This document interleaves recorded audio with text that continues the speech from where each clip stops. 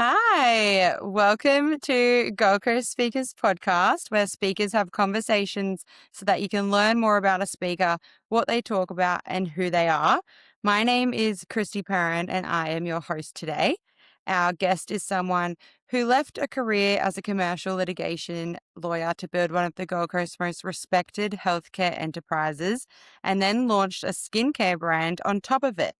Ashley Freeman is the CEO of Block Skincare, a dermatologist developed cosmeceutical brand founded by her husband and father-in-law, both practicing dermatologists. She's also the managing director of the Skin Center, a 30-year-old dermatology practice, and she's currently developing a new 6,500 square meter medical precinct on the Gold Coast. She and I also personally know each other quite well and have built a great friendship through working together. So it's an honor to interview her today. So welcome, Ash. Thanks so much for having me, Christy. I'm really excited. No, I'm excited to be here. So first of all, tell us your background. It's genuinely unusual. Litigation lawyer, head of legal, and now you're in the dermatology practice. Do you want to tell us a bit about your background? Yes, yeah. So I started my career in commercial litigation. Now, I started that career just in the middle of the global financial crisis. Naturally, at the time, a lot of new recruits and new graduates finishing their law degree were going into insolvency. And so that is where I found myself.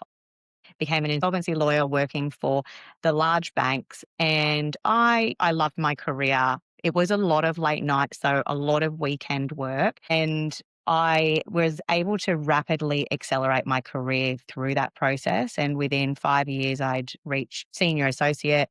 I was within reach of partnership, but I was burnt out.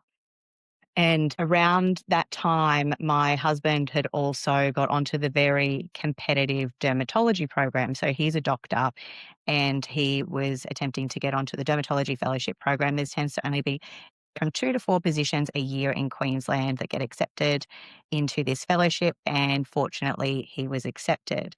His father is a dermatologist and had a 20-year-old at the time dermatology practice.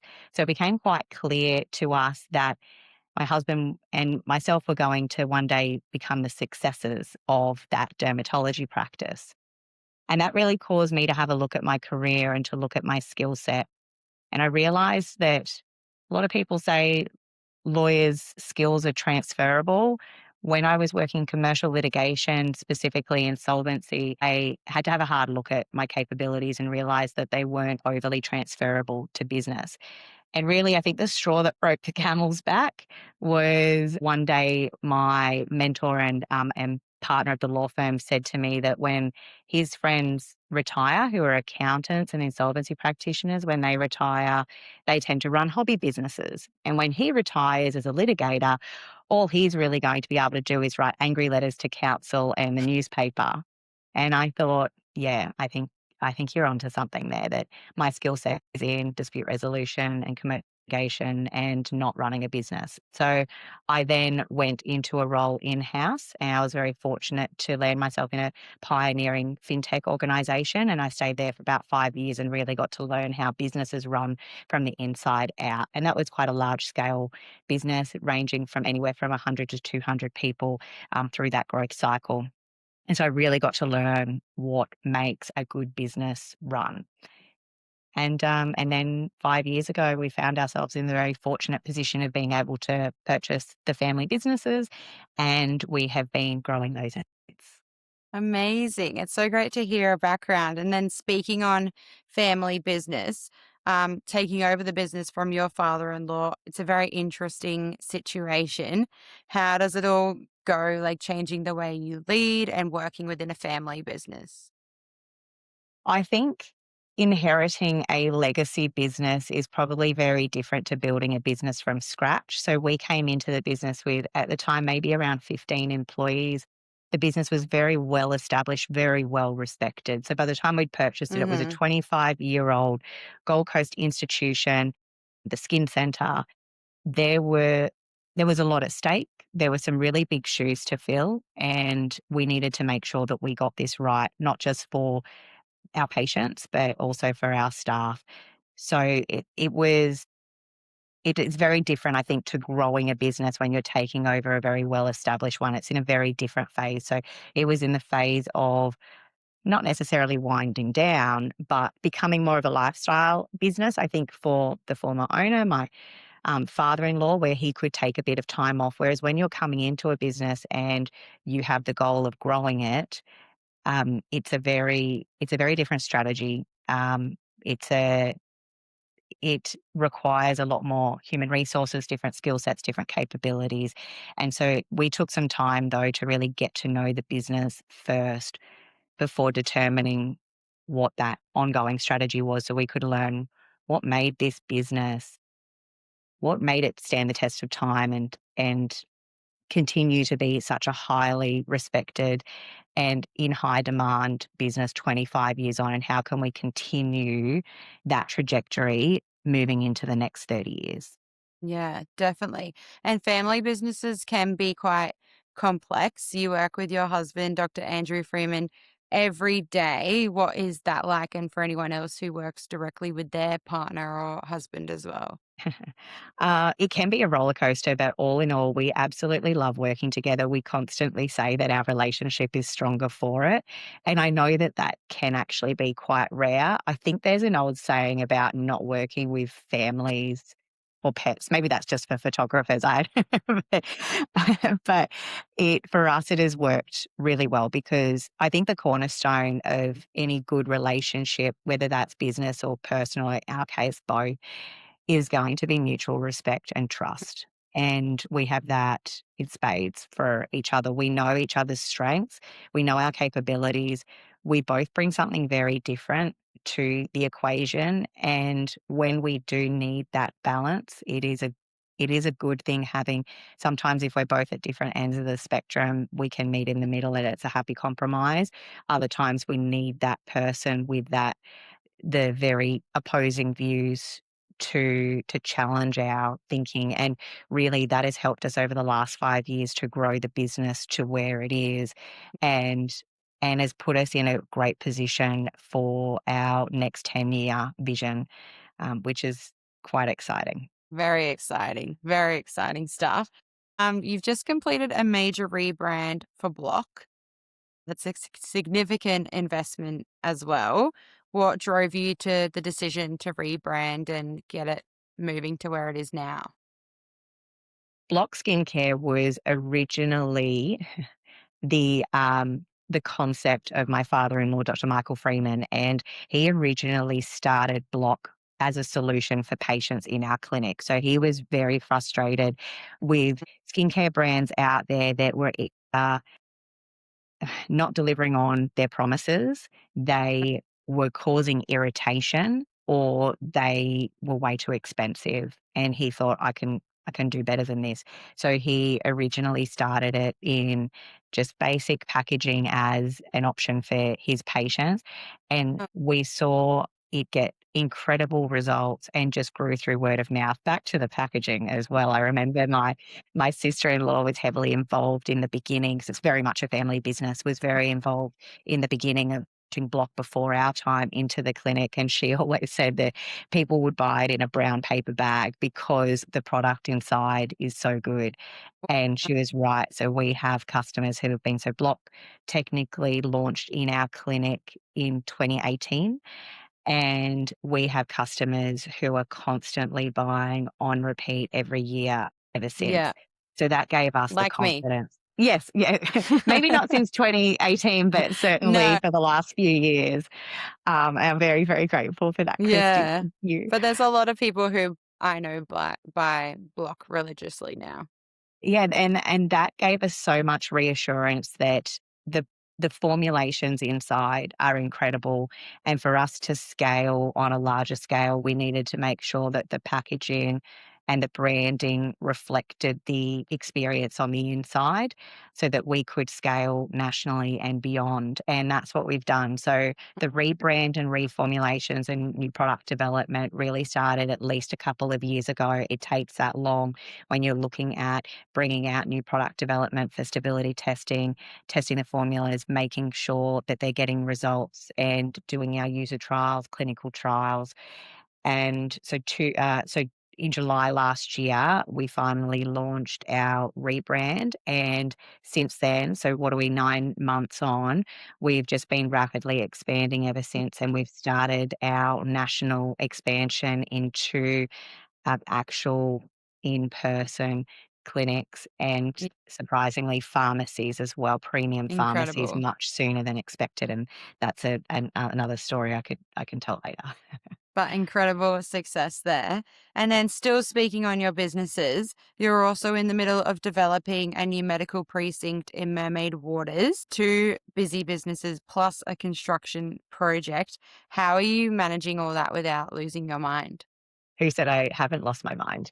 Uh, no, it is a struggle. It is a challenge. Every day brings something different. You can start the morning with incredibly high energy, and then that might wane through the day as you hit with obstacles and challenges, and then you end the day on a high again. So every day is very different.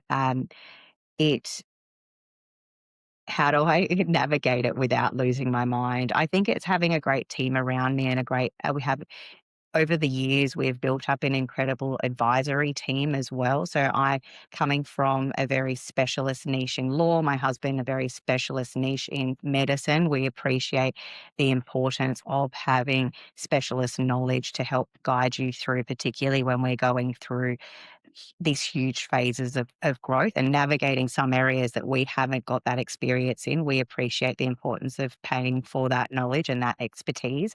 And so we've made sure over the years that we've surrounded ourselves with a very experienced team of people that fill the gaps in our knowledge so that we can learn from the mistakes that they've already made or helped Yeah. clients to navigate so we don't need to. So that includes our, accountant, financial advisors, our Hmm. project management advisors in particular, and just having an incredible support network, particularly around the property development side of things. So we're doing property development a bit different to a lot of property developers in that we will ultimately be owner occupiers. So we're not designing this medical precinct to flip and cutting costs wherever we can. We're designing this precinct for our businesses for the next 30 years so that we can optimize our business operations and make sure that we are delivering an incredible patient experience as well as an employee experience. So, all those little frustrations, those paper clips, I like to call them, I don't know if you've heard the saying before, death by a thousand paper clips, but they're those little frustrations that we have kept a list of, kept records of, and we're making sure that we're solving those issues in our new headquarters. And they might be things that we can't solve in our existing premises, like staff car parking, incredibly limited. We'll make sure we have ample car parking so staff don't have to park kilometres away and don't have to worry about walking in the rain, making sure that we've got sufficient car parking for patients as well, because we operate in a time services business where appointments might be, say, they're 20 minutes long. It's really important from a patient experience, but also from a service quality, service delivery, that everyone arrives on time. And from a business optimization perspective as well, if everyone's running 5 minutes late, it's less patients we can see in a day. And we're running a dermatology practice where we have 12-month wait lists. So we need to be able to see as many patients in a day so that wait list doesn't continue to lengthen more than is necessary. So the more we can see in a day, the quicker we can help those patients with their skin concerns. And some of these skin concerns I'm talking by the time they get to a specialist, a skin specialist, a dermatologist, a lot of these concerns can be quite debilitating. Yeah, wow. And then, going back to like your project, the construction project, you're very deliberately building on the Gold Coast. Why is that? There's a few reasons for that. One, Andrew, my husband, and I, we're Gold Coast born and bred. And Mm, we both had to move to Brisbane to pursue our career opportunities. At the time, there wasn't those opportunities on the Gold Coast. So being able to build a facility where we can help enable Gold Coasters to stay on the Gold Coast when they graduate, people like our children, we've got 3 children. They're young, they're 3, 5, and 7, but I would like to see a Gold Coast in the future where when they finish school, university, if that's what they choose to do, they don't need to move away from the Gold Coast to have a career. They can choose to stay here if that's what they want. So that's one of the reasons. The other reason is, well, this is where the skin centre's based. This is where we've always wanted to continue that legacy. We're the custodians, really, of now a 30-year-old business, and we want to see that business continue to help the Gold Coast community over the next 30 years. With the Skin Centre, a lot of what we see, the vast majority is skin cancer management. And unfortunately, the Gold Coast, there is too much skin cancer on the Gold Coast. So our mission at the Skin Centre is actually, it's a long-term mission. It's actually to reduce the mortality and morbidity of skin cancer. And there's no better place for us to really make an impact than on the Gold Coast. And so nice, born and bred here, to then bring it back and keep it going here. So that's so nice to hear. Most businesses chase growth. You talk about building something you're genuinely proud of. When did you realize that those two things weren't always the same? So I think growth for growth's sake is inherently empty in a way. It's not what would drive a long-term sustainable business. Mm. For us, it's incredibly important that we not only build something that we're proud of, but something that's going to be capable of enduring beyond our lifetimes as well, being a second generation business now. So I think growth for growth's sake, it would be very hard to put all of your energy into what you're doing and to make the sacrifices that we're making unless there's also purpose behind it. So for us, we're constantly coming back to our purpose, we're coming back to our value. And I think when you're leading a values driven and purpose driven business, it is much more fulfilling and energizing than just seeking growth for growth's sake. And at the end of the day, if you're leading a purpose driven, values driven business, it can be something that you're proud of. And that's what I actually usually have little post-it notes along my computer, little motivational post-it notes. And one of my favorite ones that I have up is I will be proud when I go to sleep at night. And I think leading a business that has that impact means that I can go to sleep at night proud. So, what's a decision you've made in the last couple of years that scared you at the time, but turned out to be exactly right? So what's a decision that scared me in the last 2 years? Well, there have been many. I'm going to say the development, and I might go back to maybe 5 years. So the decision to purchase the land coincided also with us purchasing the businesses. When the developer came to us about the land, it was probably 5 years too early for us. But Andrew and I had always had a vision of building this health precinct that would allow our businesses to grow and also service more of the community because we're quite constrained by space where we are. And when we were approached about this land, it was terrifying because for many reasons. We're not property developers by trade. We had only just been business owners for 5 minutes. And also financially, it was a huge financial risk. But we knew that this was the place on the Gold Coast where our businesses need to be. And coincidentally, only about 2 weeks before the property developer approached us about us buying the land, I had driven by this parcel and it is literally in the centre of the Gold Coast. It's on two main arterial roads of Hooker Boulevard, Bermuda Street.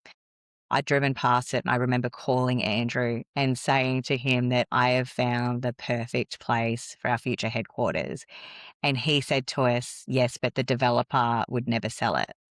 And then 2 weeks later, we got the phone call. So we knew it was meant to be, and we needed to do everything we could to secure that land, even though it was a lot earlier than we were prepared to build. So, really, at the end of the day, the timing has all worked out perfectly. While that process started 5 years ago, it did take 2 years to settle on the land.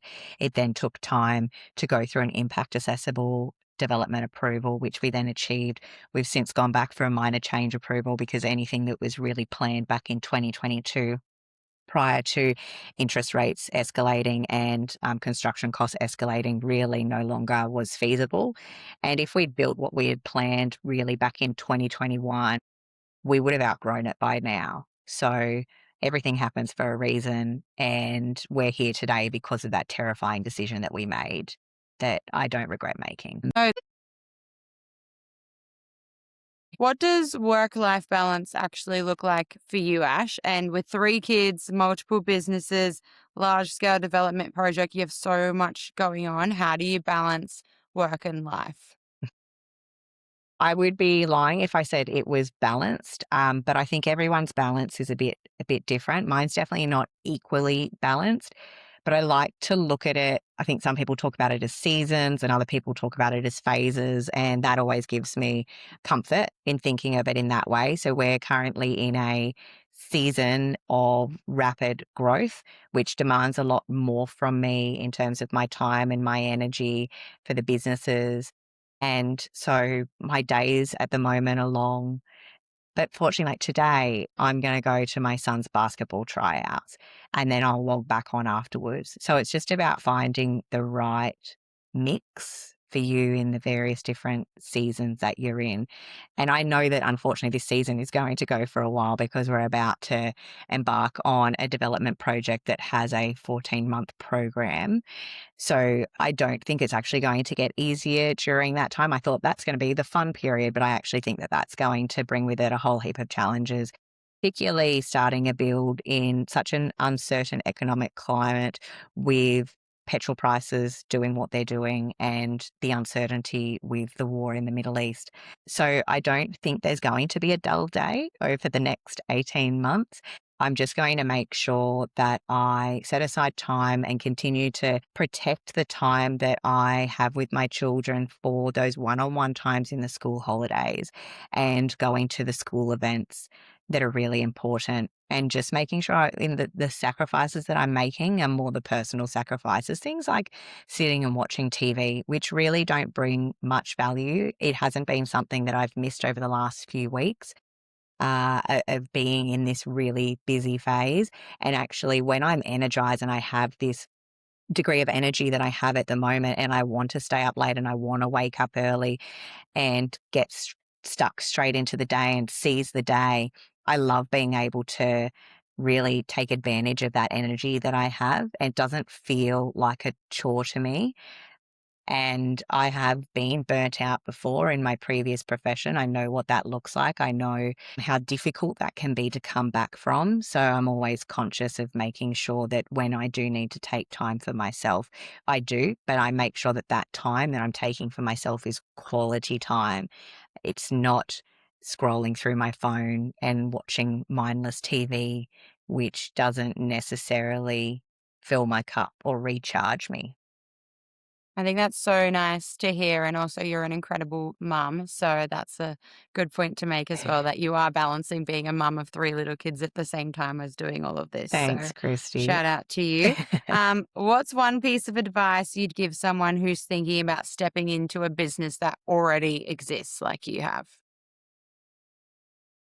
I think if you're looking at stepping into an existing business as opposed to growing a business from scratch, I think the most important thing to do when you first start is to listen. It's going to be listening to the people that have already been there and really taking note, auditing what has worked well, what has got the business to where it is, and appreciating that there's a lot of value in that. I think a lot of the time when new business owners come in, the there can be a lot of knee-jerk reactions made. Change management is not always properly managed. That's why there are change management professionals out there that help with those transition phases. It can cause a lot of uncertainty if there's an existing team in place as well, and you want to make sure that you are making them feel as comfortable as possible and retaining the talent that got the business to where it is. So I think that's really important. So listening is a key skill. You might come in with all your preconceived ideas, but you need to be comfortable that preconceived ideas that you had before you actually got to know the business, you need to be capable of admitting if you were wrong and being open minded. because there might be a lot of great things that that business is doing which you'd previously overlooked. So I think it's listening, being open-minded are probably the key things, and making sure that you protect what has made the business great. I love that. That's great advice. To round things up, what are you most excited about over the next 12 months? There's so many things, but at least two. So we've got Mm-hmm. two big projects that are Yay. underway at the moment. So one is obviously our development, our medical precinct. So this Mm-hmm. one will be the home of the skin centre and block. And Mm-hmm. we'd always designed it to be a centre of excellence. So our values are really important to us. And one of our values is excellence. We already see the skin centre as a centre of excellence. It just needs a bigger home. So this one will be a state of the art medical facility that will allow us to continue doing what we do great, just more of it, but also allow us to adapt to the changing healthcare needs, but also be pioneers. I'm very proud that the Skin Centre has been a pioneer in so many spaces before over the last 30 years, including clinical trials research for global pharmaceutical companies, and also medtech development, and pioneers in the cosmetic laser space as well. This new facility will allow us to amplify that impact. It will allow us to continue in the medtech development space to bring new innovative technologies that can help in that mission that we have of being able to decrease the morbidity and mortality rates of skin cancer. And then secondly is Block Skincare. So we've been in a really rapid growth cycle for Block since we launched in July. Our focus was always going to be on e-commerce, and our mission at Block is to make dermatologist level skincare accessible to everyone. And that is important for a few reasons. The word accessible is not just for price, which dermatologists are very adamant on keeping the prices as low as possible, which is really difficult with the quality of the ingredients, the formulations that we have. They really should be priced much higher. But it's really important to us to always come back to that mission and that purpose of making the dermatologist level skincare accessible to everyone. So not only does that mean price, it also means how people can get it. We've had a lot of customers who have been wanting to not wait for the delivery, asking where they can get their skincare over the weekend or late at night.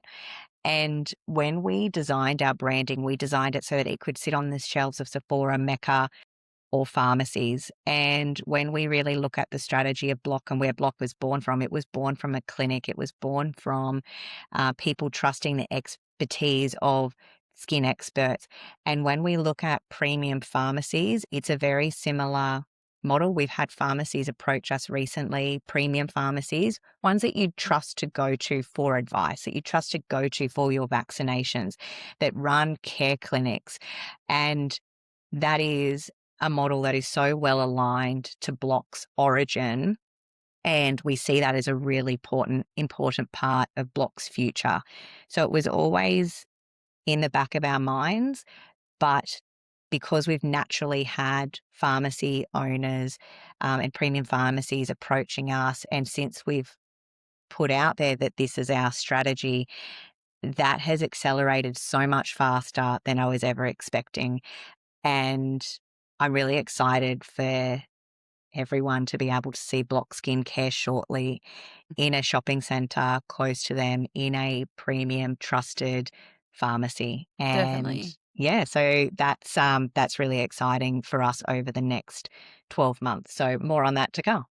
Amazing. My next question was, where can we find Block Skincare? But if we can't buy it yet on the shelves, can we go online? Absolutely. So www.blockskincare.com. Block is spelled BLOC. And there's also skin quizzes on there. So if you're not sure, because we appreciate that skincare can be a really confusing space, and it's one of our philosophies is skincare simplified. And our skincare is based on concerns that we treat in the clinic every day. So your aging, your acne, pigmentation, redness, rosacea, sensitivity sensitivity, dryness, those key categories, particularly living in Australia in such a harsh climate. The formulations are designed for this climate. And as simple as the regimes are, we've designed dermatologist design regime kits. We still have a skin quiz, which can personalize a routine based on your particular concerns. Amazing. Well, thank you so much, Ash, and it's been a pleasure interviewing you today on the Go Speakers podcast. Hopefully run into you soon, but thank you so much, and we've learnt so much from you. Thanks so much for having me, Christie. I had a great time. Thank you for joining us today on the Gold Coast Speakers podcast. If you would like Ash to speak at your next event right here on the Gold Coast, then head over to the Gold Coast Speakers directory at goldcoastspeakers.com.au, and you can find all the links and her contact information there with a whole range of another amazing speakers. Thank you so much, Ash, for your time, and it's been a pleasure. It's been an absolute pleasure. Thanks, Christie.